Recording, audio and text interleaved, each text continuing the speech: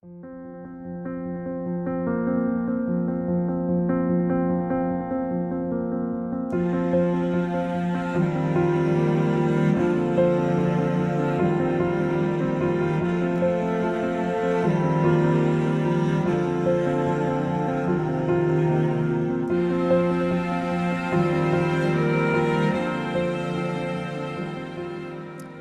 afternoon, and welcome to the second installment of Black Voices in Research event series.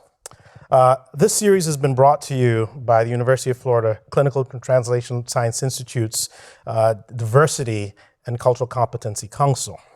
But it's also been brought to you through the efforts and frankly speaking, the talent of Taylor Williams, who is the creative director of Guts and Glory.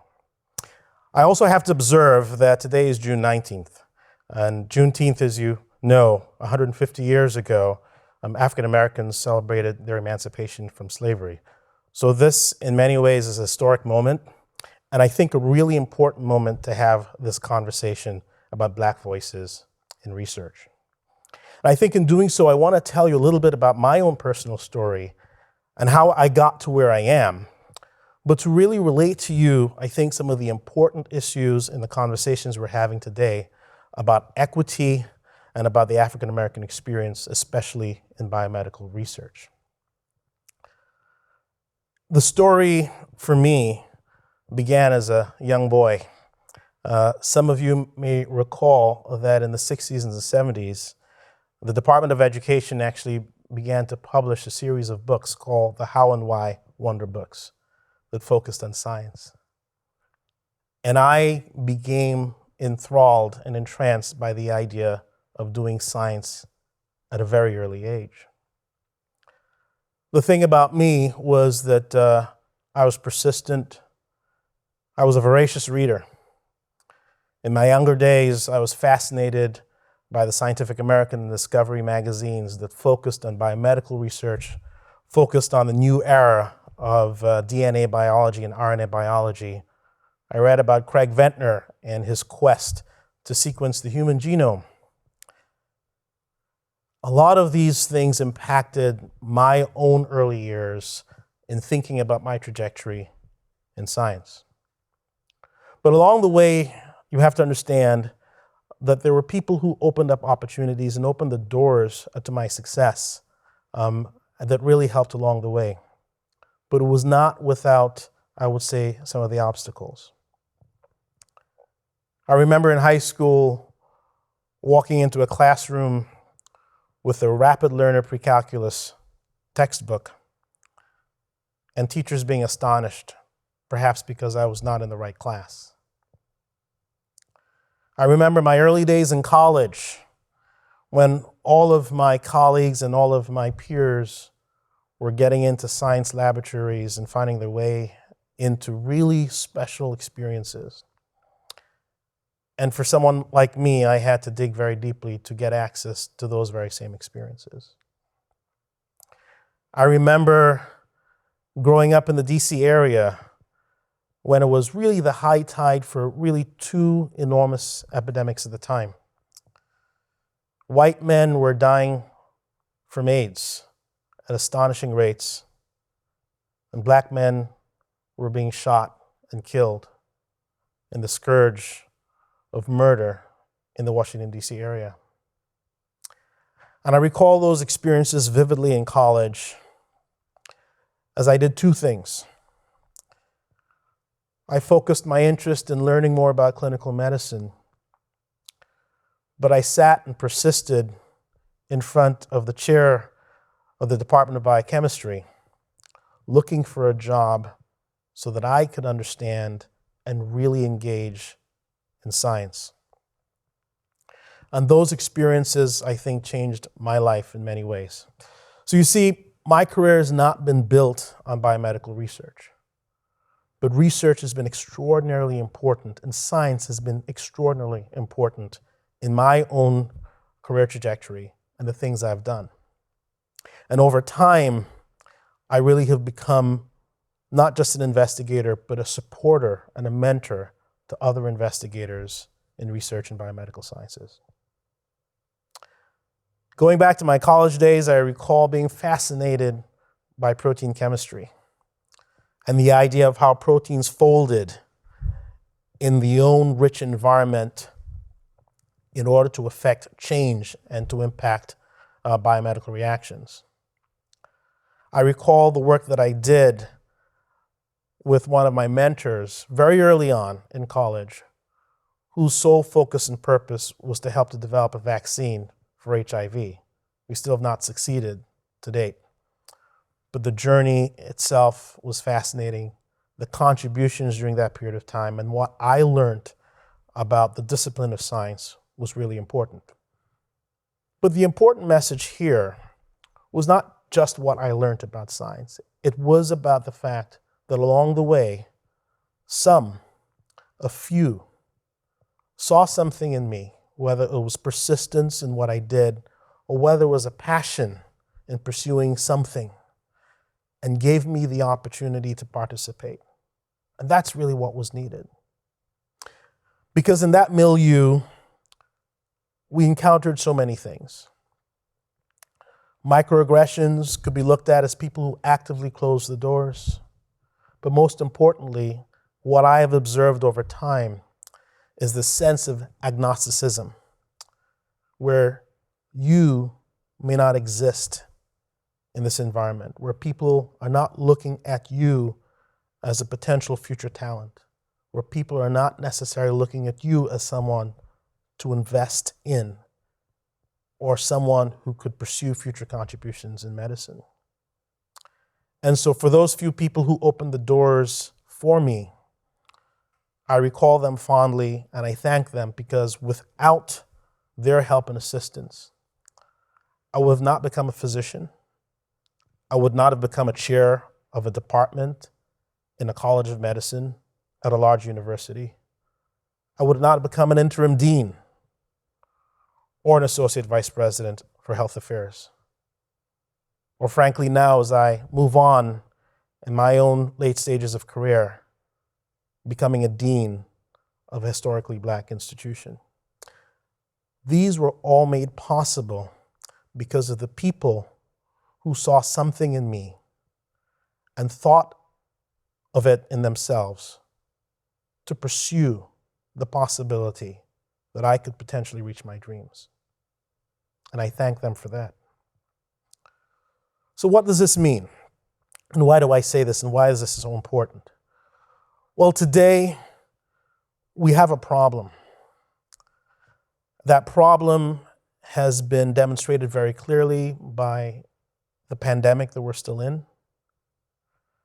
It's been demonstrated very clearly by the episodes, not just of George Floyd, but all of those episodes before and frankly after that have occurred. That's really peered back some of the coverings, and now we have become clearly to understand the impact of inequities in society in a very broad sense. The importance of biomedical research, not just in clinical care provision, but biomedical research and diversifying the workforce and biomedical research and education, is extraordinarily important in reaching any ideal of equity. People like me, the voices you hear on the stage later on today, the stories that you are going to hear about the people who have navigated challenges and difficulty in order to reach their dreams, well, think about the fact that there are so many more individuals waiting in the wings, so many more individuals with talent who could present themselves in a manner in which they could contribute substantially to society in this very specific area of biomedical research. It is, in my mind, one of the ways to solve the equity crisis we find ourselves in this country today. My story is just one of so many who've been able to navigate these possibilities through opportunity given, through a bit of luck, through meeting some of the most amazing people at exactly the right time. Been able to jump from point to point to reach a point of where I am today, where I can now contribute not to the mentoring of individuals, but to the discovery of talent. I, for one, will not be agnostic. I, for one, will not be walking past in the hallways of this university or the next, ignoring the black faces and the faces of diversity. I will not be doing that. I will be discovering. I will be looking at talent. I'll be helping to grow talent because I want this contribution of diversity to be really meaningful to the future, not just of universities like University of Florida or Morehouse, or frankly speaking, any of the other institutions that not just want to, but need to embrace equity. I'll be one of those individuals who will be seeking out talent in the most diverse way in the future. Because I have had a story. This black face, this black man who's in front of you, didn't think he would have a chance to reach the sorts of heights and the sorts of, I think, important inflection points in career that I've been able to reach.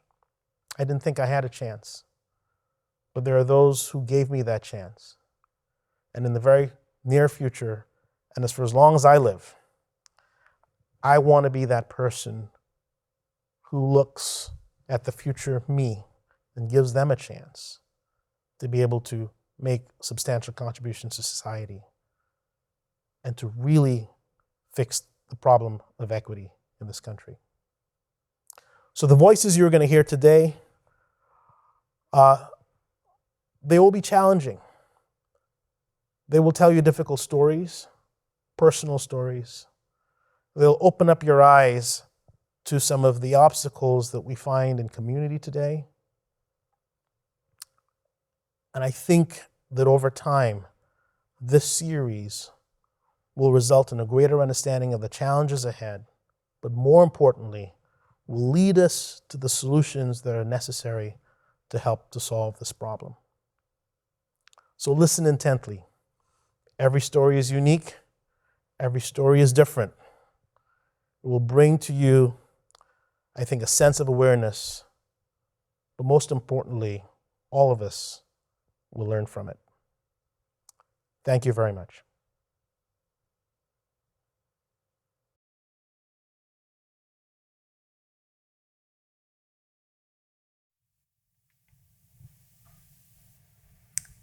Before I begin, I would like to express my sincerest gratitude to the entire CTSI family for giving me this most humbling experience to share my story with the UF community.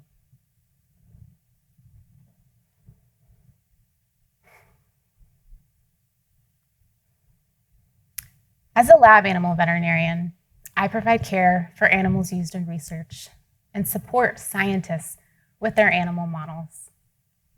I feel extremely honored with the privilege of serving researchers, scientists, students, and most importantly to me, the animals who dedicate their lives to advancing science.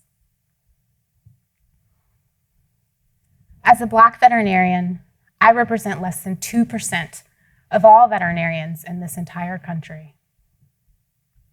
A small number of that 2% go on to pursue additional training or residencies and specialization in a specific field of veterinary medicine that they are passionate about.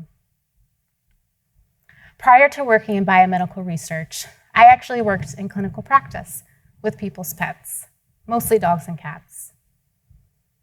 The overwhelming majority of my clients were white, but when I had the occasional client who looked like me, it was such a joy to be able to share in that moment the experience of helping care for their pet. And they expressed their sincere gratitude as well, and often their surprise.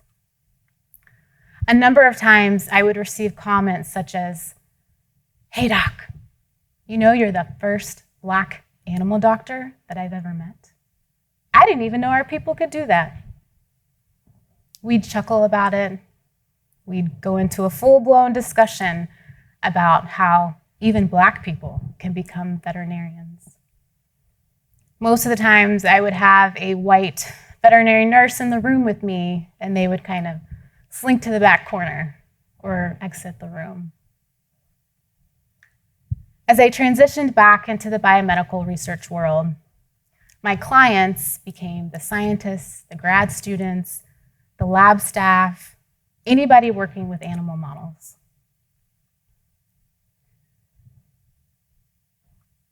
Over the past 5 years, I've been blessed to be able to spend time at multiple institutions, but unfortunately, I can count on one hand the number of Black researchers using animal models who I have had the privilege of serving. Unfortunately, the current number of Black researchers here at UF who use animal models is also very, very slim. This has been disappointing for me, as I absolutely believe representation in research matters. A diverse environment brings forth diverse ideas, diverse strategies, diverse solutions. Some of the animals that I actually provide care for are on studies exploring diseases that directly affect Black and underrepresented communities, such as Alzheimer's disease, breast cancer, and heart disease. However, there are still so many unanswered questions.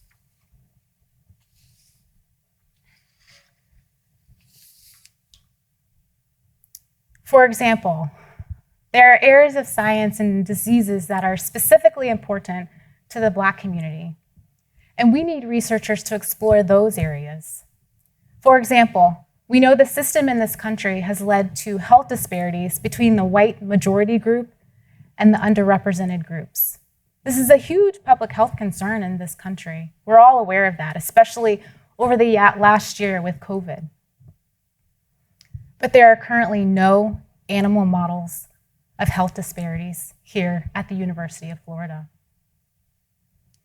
By supporting the goals and passions of researchers from only a certain background, we limit ourselves to only explore certain areas of science. When we open up opportunities for diversity, equity, and inclusion, we springboard ourselves into a new direction. We're able to explore novel areas of science. As UF is on the road to becoming a premier public research institution, we have an amazing opportunity ahead of us. We can recruit, we can hire, and we can support researchers from Black and underrepresented communities, and we can support their specific interests in science. Just imagine the possibilities we could explore. As a Black female veterinarian working in the biomedical research field, I have experienced lows. I have experienced countless microaggressions.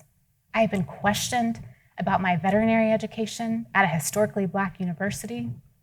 My ideas have been overlooked and then appropriated. And the amount of pushback that I've received about the way that I choose to practice medicine is insane. I have felt the glass ceiling effect, imposter syndrome, and experienced latent racism.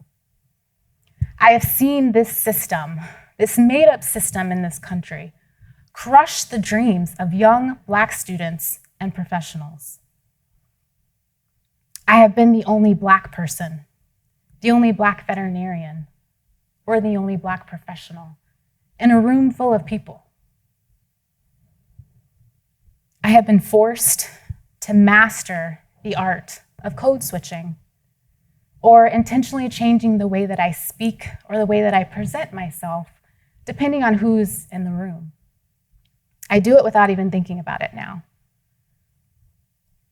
When I feel strong emotions that I would like to share with a colleague, I feel like I have to dance around my words and pause, take that oh so important pause to give myself a moment to gather myself and figure out how am I going to present myself to this person so they don't think I'm the angry Black woman. I have seen white fragility firsthand. And if we're being completely honest, it has caused me to roll my eyes and question why I spend my time and my talents at a predominantly white institution. My husband, who's also a Black veterinarian here at UF, he and I have spent much time wondering, daydreaming, discussing what it would be like to return to a historically Black college or university and share our expertise, our different areas of expertise, with our own community, with people that would appreciate us instead of making us feel minuscule. I have felt the overwhelming pressure, the taxing and draining efforts of working towards diversity, equity, and inclusion, because I am one of the few underrepresented individuals to do so, and because the white majority group either believes or they assume that I should be doing that work. However, despite all that negativity, despite all of that madness, I would love to share the sweetest part of my story with you. By the grace of my Lord, because I am a God-fearing woman, I have experienced joy in this field. I love my field. I love what I do. I'm so blessed to be in this arena. You know, we speak a lot about the struggles and the hardships of being a Black person in this country. And it's important. We must speak about those things. We have to bring awareness to it. But it's even more important to focus on the delight, the joy, and the sweet parts of being Black in this country.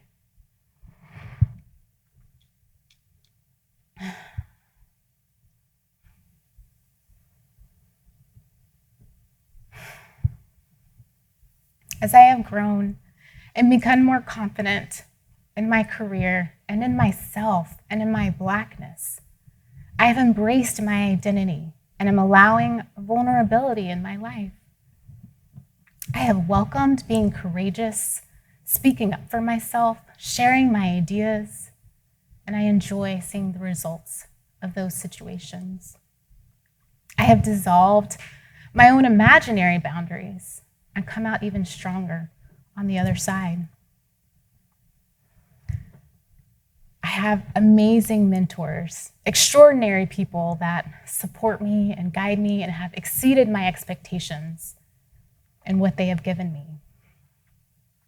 I have chosen to share as much as I want or as much as I do not want with my colleagues about my Blackness. I have made true friendships with colleagues from all backgrounds and enjoy learning from and about their cultures. I have labored, but I have harvested the fruits of working towards diversity, equity, and inclusion efforts. I have shared in the joys of students as they pass their licensing exam. I have celebrated with interns and residents as they matched for their very first job. And through their doubts, I have helped them to stay encouraged, even when this system in this country knocks them down another step again. I have intentionally decided to wear my hair the way that I want to wear it, the way that it naturally comes out of my head, the way the Lord gave it to me, regardless of what anybody else believes. I have celebrated and shared in the accomplishments of Black colleagues, and I am learning to embrace all the many struggles that come from being a working mama in this field. And I'm holding tight to the loving help from my family members. I could not do this without my family. I am so proud and thankful to my parents and my extended family who raised me in a manner that allows me to love and cherish my culture. My race has absolutely shaped my career, and it always will. Black in the ivory is a very real thing. And that phrase simply refers to the daily, constant struggles of being a Black person in this very white world of academia. But even in the midst of the struggles and the disparities, we can still choose joy.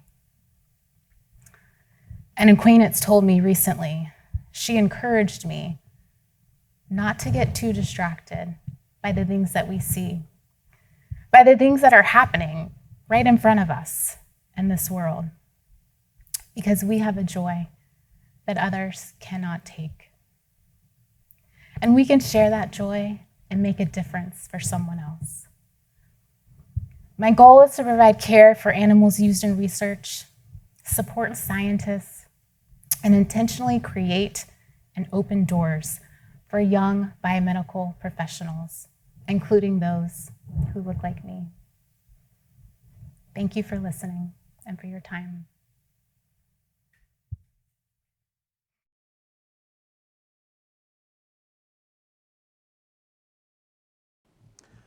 My life's journey thus far has been a divine jazz riff, steadied by an ever-present and constant backbeat, a strong rhythmic foundation of love, ancestral pride, and an unwavering faith in an almighty God.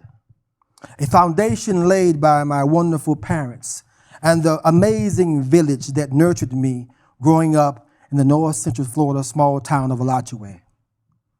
I was born in 1962, right in the middle of the American Civil Rights Movement, born in the bosom of extraordinary change, upheaval, and protest.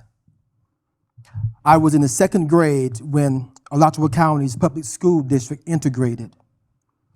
It was in this atmosphere, this environment that I learned and mastered the survival art and nuance of navigating white spaces in Black skin.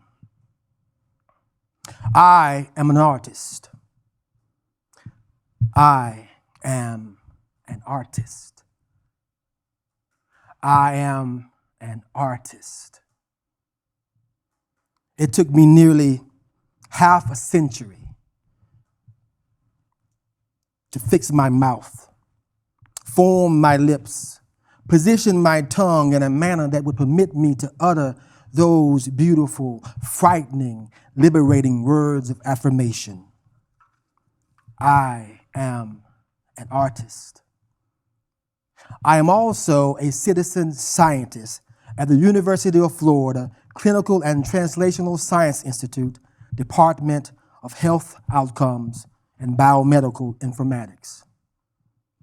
I do oftentimes wonder, how did I get here in this place of PhDs, MDs, medical science, and clinical research? Well, it was serendipitous. My introduction to the Citizen Scientist program was 3 years ago.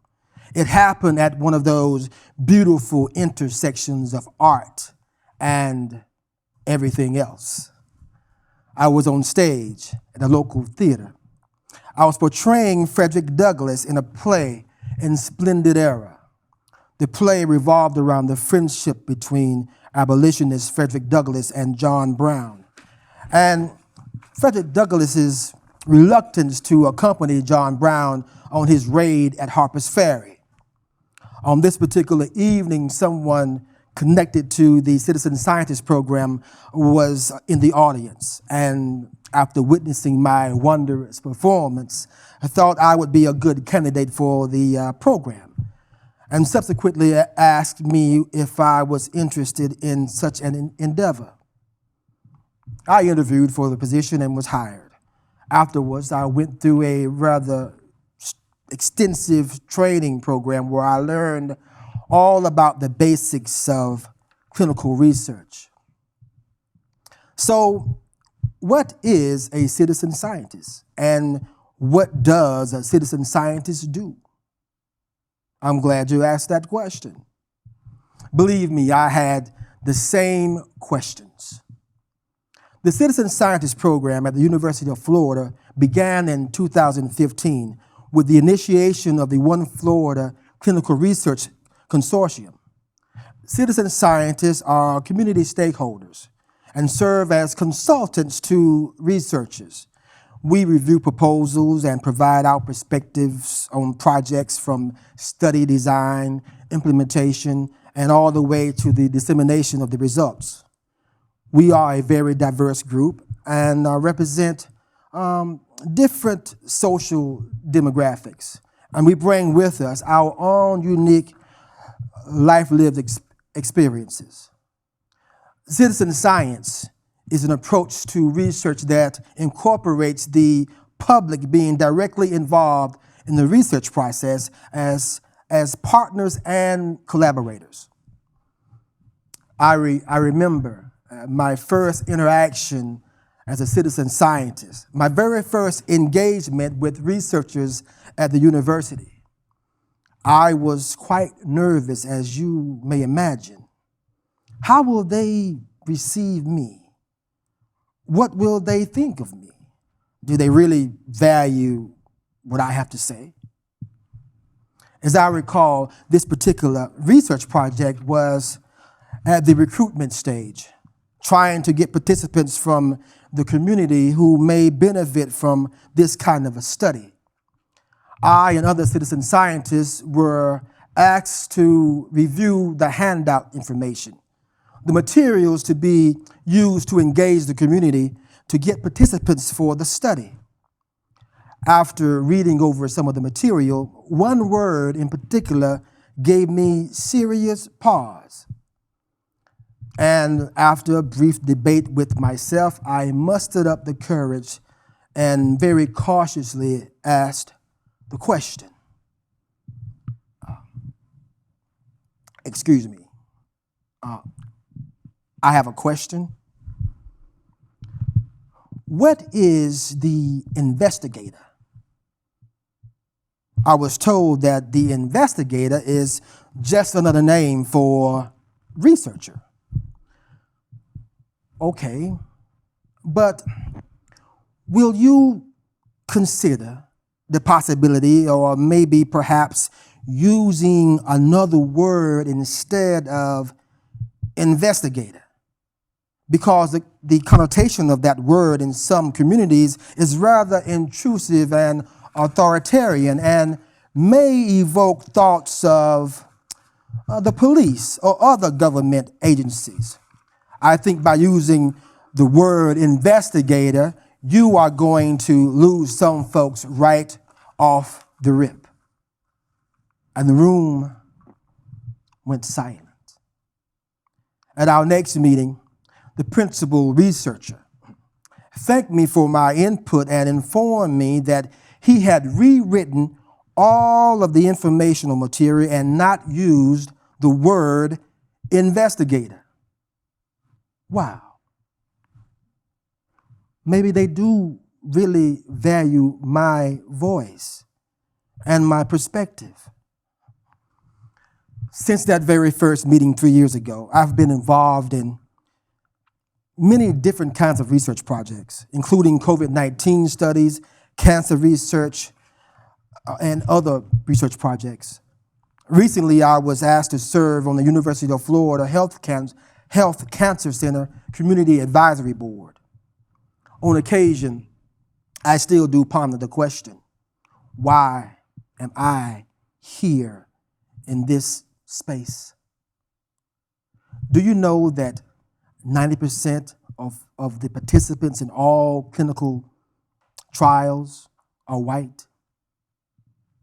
Maybe the reason I am here is to help bridge the gap between my community and clinical research, to help shed light on the historical impact of racism and discrimination in clinical research practices, and how the lack of diversity in clinical research negatively impacts the Black community. For whatever reason I am here, and forever how long I am here, I am here. So thank you, University of Florida, for your Citizen Scientist program. And thank you for listening to my story.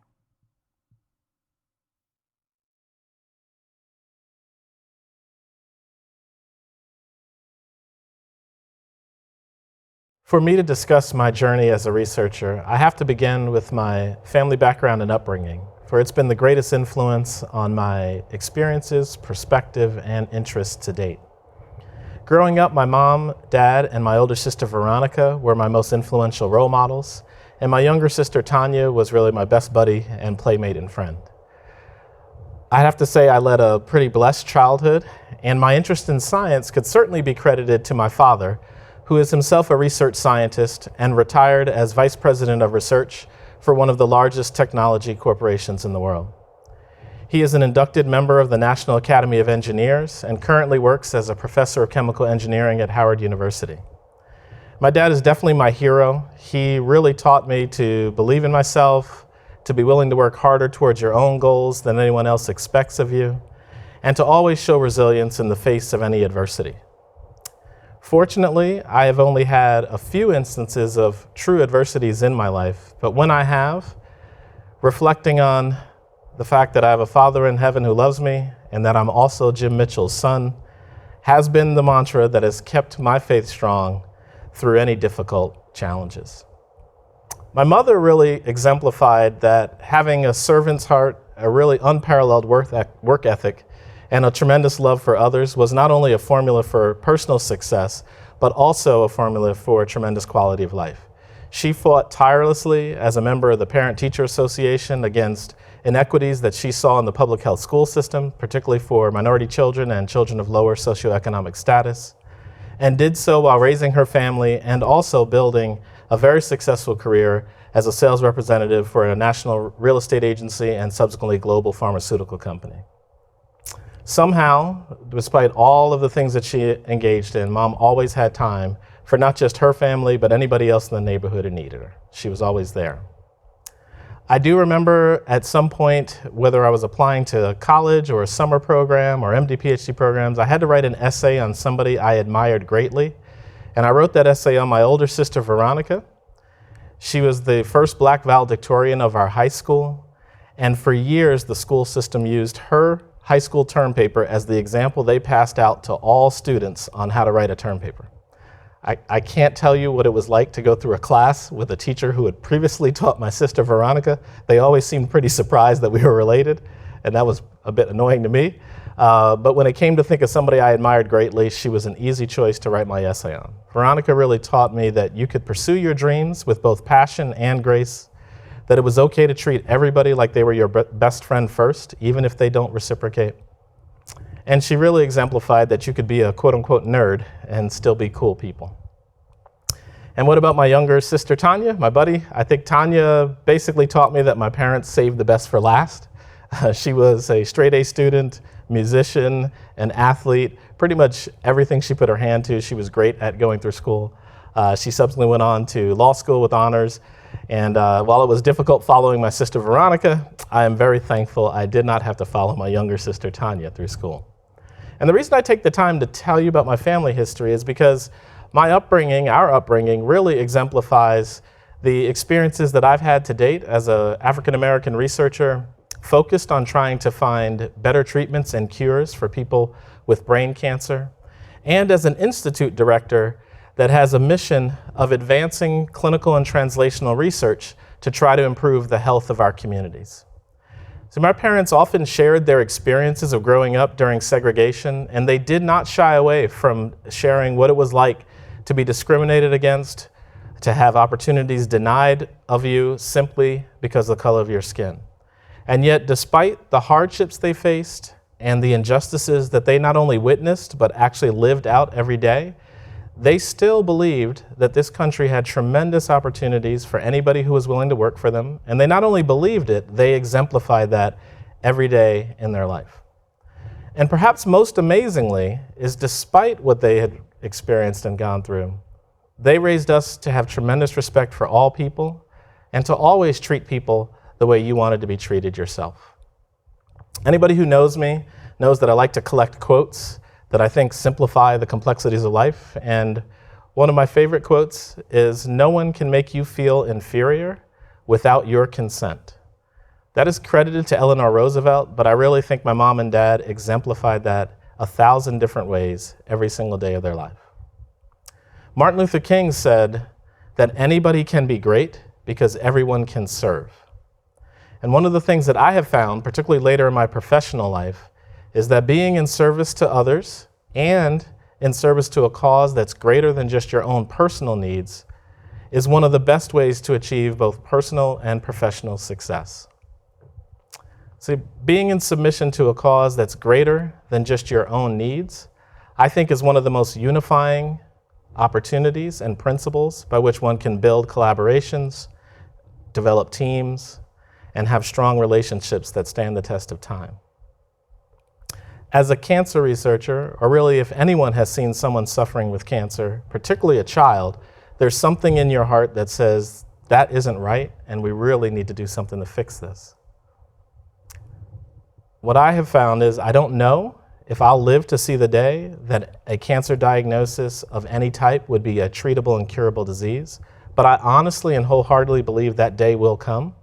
And having the opportunity to work with brilliant colleagues side by side in an endeavor chasing that realization is something that is gratifying and personally rewarding on an everyday basis. You see, quite frankly, what we are working towards and what we're trying to achieve is too important to let our personal differences slow down our progress.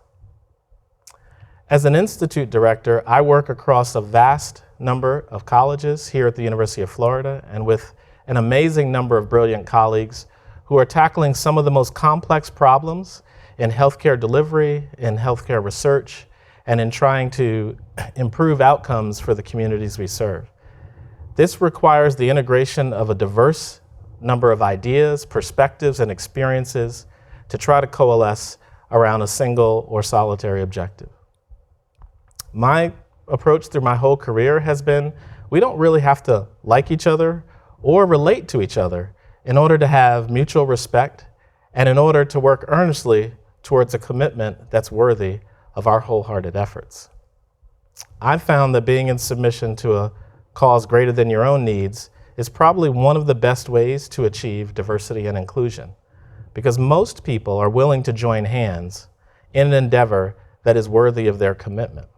And if there's a vision for a future that people can buy into, they'll cross many divides and many personal barriers in order to work towards that realized dream. Now, have I faced discrimination in my life experiences? Of course I have. I could convey stories being in middle school and working on a project where a group had to give a presentation. And when my group let the teacher know that I was going to give the presentation, the teacher said to us, "Do you really want to let him speak for you?" And what if you don't have a parent who asks you every day how school's going, and when you say that day you don't really like school, don't want to go anymore? You don't have a mother who knows how to draw out what really happened? And what if you don't have a father who, despite being as busy as he is in his own career, when he hears what happens, takes time off of work so that he and his wife can go down to the school and educate your teachers on how they properly instruct their children? Or perhaps I could retell the story of being in high school and having my best friend's friends not want to start a party until I left, and him having to tell me that essentially they didn't want me there. Or maybe you could fast forward to being a pre-med student who's gotten interested in research, interested in MD, PhD programs, and you go to visit a medical school and ask the admissions director, what does it take to get into your MD, PhD program? And the director's answer is, well, it's a really competitive program. We only accept 6 students a year. And you think to yourself, I kind of knew that. I saw that on the website. But you ask again, you say, well, no, I understand that, but there's not a lot of information about MD, PhD programs. You can read about med schools. You can read about grad schools. I really would like to know what you guys look for an MD, PhD program. And his answer is, you can do medical research without getting into an MD, PhD program. And so at that point, you realize he didn't misunderstand your question. He just didn't think you'd be able to do it. And so you have a decision to make. Any pre-med student, as a freshman, you're pretty nervous about your chances anyway, and you just have somebody tell you that you'll probably never make it. But then you decide that you're going to get into that program, And not only that, you're going to turn them down to go to a better one. And 3 years later, you have the satisfaction of actually telling them they can give one of those 6 positions to somebody else.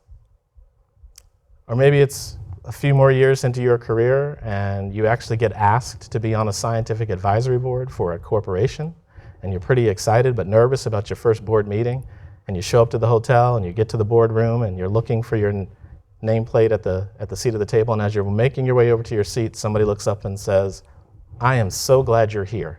Could you please bring us some more ice and sodas?" And so you have to tell them that, "I'm Dr. Mitchell, I actually am part of the board here." And you can feel the air draining out of the room as everybody goes silent and the person begins to profusely apologize. And not wanting to ruin the whole meeting for the rest of the day, you just say, "I understand, it's no big deal, it's this suit. Everybody thinks I own this hotel." And you sit down and go through the rest of the meeting. Or maybe it's more recently, when you're going to a scientific meeting with a colleague of yours, and you ride down together and you get to the hotel an hour before the meeting's supposed to start, and you hope you could check in and get freshened up. And the attendant tells you that there are no rooms available, but you can wait in the lobby until check-in. And so when you turn to your colleague to see if he'd want to go grab a bite to eat while you wait, you see them handing him a key.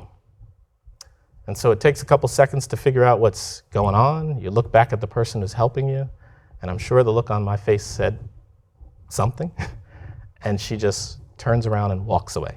Literally disappears, leaves 3 people behind me stranded in line. And so the attendant next to you says, "I'll be glad to help you," and gets you a key and checks you in. And that day I remember riding back with my colleague, and we talked for hours about what had happened. He could not believe what he had witnessed. He couldn't believe what he had been a part of. But see, I had to explain to him that it was not, unfortunately, a surprise for me. We had been so engaged in science, discussing so much on the way down to the meeting, I had forgotten my routine, because I go to a lot of meetings, I check into a lot of hotels. Always call ahead, ask for what you need before they see your face. See, at what point does a person get discouraged or start to doubt? Is it in elementary school? Don't let him speak for you. Is it in high school? Don't start this party till he leaves. Is it a pre-med student? You'll never be able to do this. Is it in a boardroom? More ice and soda, please. Or is it when you're an endowed chair professor in the Department of Neurosurgery, riding to a meeting with an assistant professor that you mentor, and he can get into a hotel room, but you can't? See, at some point, you have to wonder, at what point do you start to say, maybe there isn't a place for me? And the answer to that question really is at no point. Because what we're working on and what we're trying to accomplish is too important to let our personal differences slow down our progress. See, I started my career out of a love for science and a desire to help people, but it's probably most exemplified today by the relationships that I've developed along the way.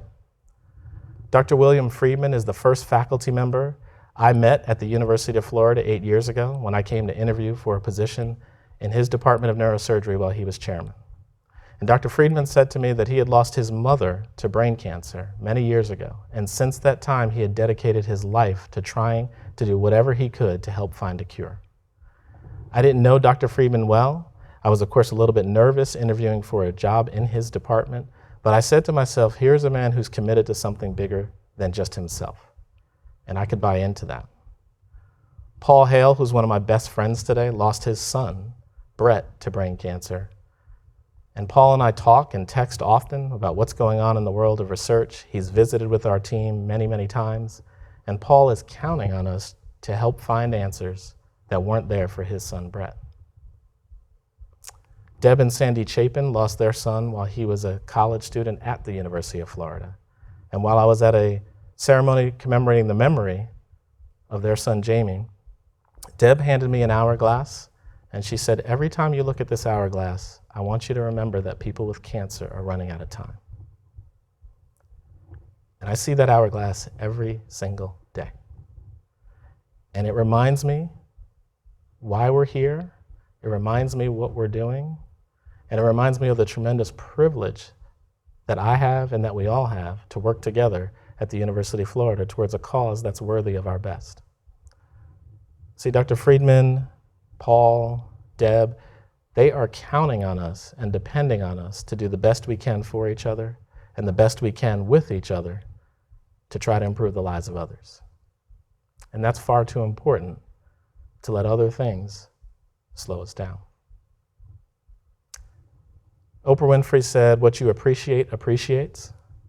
And I greatly appreciate the opportunity to be at the University of Florida, to work with the colleagues that we have, and to endeavor in something that is worthy of our best efforts. And that's why I will fight to make this a more inclusive and diverse place for all people.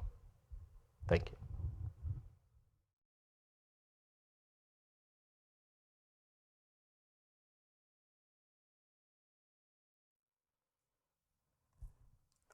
I ain't gonna let nobody turn me round, turn me round, turn me round. I ain't gonna let nobody turn me round. Keep on walking, keep on talking till I reach freedom, freedom land. It seems appropriate that on Juneteenth that we end with a Negro spiritual, because the voices that we've heard today kept walking, they kept moving, they kept defying odds until they told their own stories. Now, normally we give you a short bio in between each voice, but these voices were so exemplary, we wanted to focus on their stories. So we invite you to please go to our website, and as you're sharing the link to these stories today, take a look at those bios and see what you can do when you don't let anybody turn you around. Anything about yourself, change what you can do. You can defy the odds. I am Tiffany Danielle Chisholm Pineda, Chair of the University of Florida CTSI DC3. It seems most appropriate that as we are airing these stories of the Black biomedical researchers at the University of Florida who have emancipated themselves and paved the way for freedom for others on Juneteenth, the holiday which celebrates when enslaved Africans in Galveston, Texas, received the news of their own freedom. Today, the stories of family, education, and elevation rings through clearly and eloquently from the voices who have so bravely shared their stories with us. I thank each of them for their vulnerability and the strength shown here today. As we use their stories as a means to emancipate ourselves from the biases and limiting views that we may have had, I invite you to continue delving into your beliefs related to diversity, equity, and inclusivity. And then taking the next step, as Dr. Tyndall told us, to contributing to the action. DC3 provides tools and trainings to assist with those next steps. I have to thank the DC3 Advising Council, which made today possible. Bob Kolb, Gayleen McCaslin, Denise Long, Christina Foreman, Justine Nichols. I have to thank the director of Taylor Williams of Guts and Glory, right here in Gainesville, Florida. I want to thank Heartwood Studios for providing the beautiful facilities and the technical expertise which made this event stream seamlessly. I must thank my director, Dr. Dwayne Mitchell, who less than a month into his position allowed me to share my vision for DC3 and ask for funding to make this vision possible. I also want to thank the administration of the University of Florida, especially the Office of Research. And last, but certainly not least, I want to thank each of you, each viewer, for being here, for being fully present, and for contributing to a more diverse, equitable, and inclusive research community.